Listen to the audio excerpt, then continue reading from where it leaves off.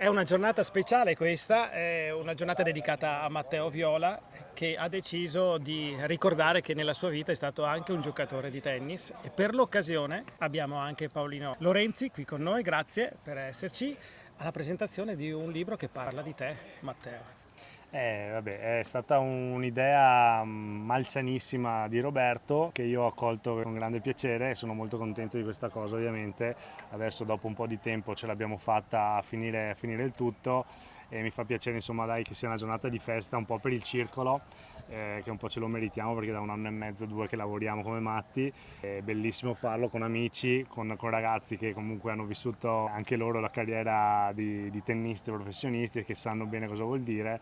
E quindi per me è veramente una grande giornata di festa e di felicità.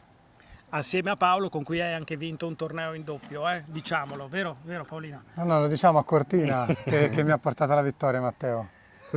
Vedi, sei tu che hai portato alla vittoria lui, sei sicuro che sia andato veramente così?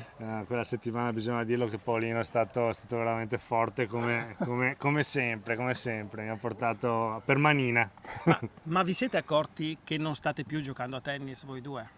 No, ce ne siamo accorti, purtroppo sì, perché come tutte le cose manca, perché comunque manca l'adrenalina prima di entrare in campo, e manca il viaggiare, stare insieme, perché poi capitava di andare a cena, c'è una cosa che non manca che è quella di doversi allenare tutti i giorni, non so che ne pensa Matteo, io devo dire che quella parte lì la lascio volentieri, insomma.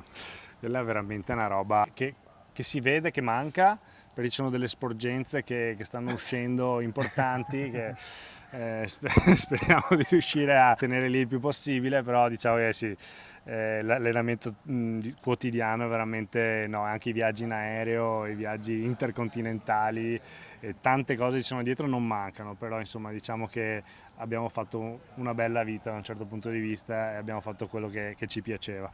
Anche fatta di diversi sacrifici e qui lo raccontiamo, cioè arrivare 118 al mondo è la stessa cosa, tra virgolette, che arrivare tra i primi 10, ci vuole lo stesso impegno, vero?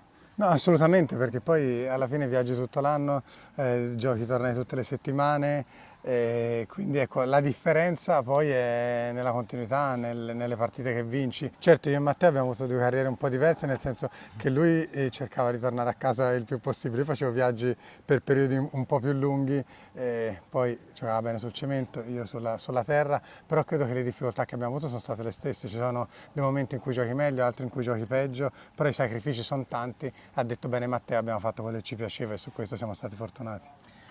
Lui è stato anche numero 5 in Italia. Tu pensa oggi, e così mi avvicino anche al tuo nuovo ruolo, no?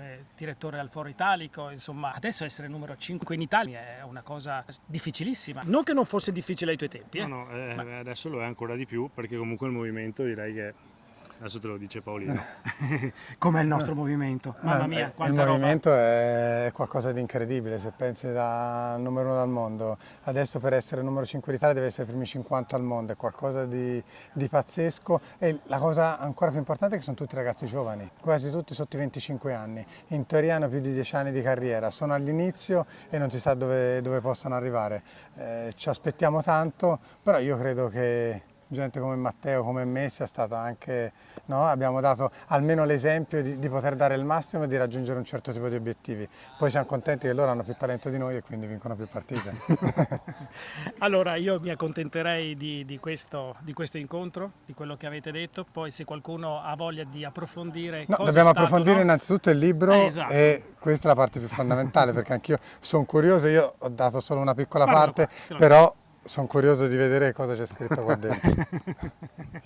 Grazie mille. Grazie a mille. voi e allora appuntamento con il titolo del libro, lo ricordiamo, siamo in Veneto. Lo dico io allora. Devi dirlo tu perché noi non lo riusciamo a dire così Tu lo bene. sai dire? Dai che andiamo? Dai, Va bene? ci sei. Va bene? Dai che andiamo. Bravo Matteo, bravo.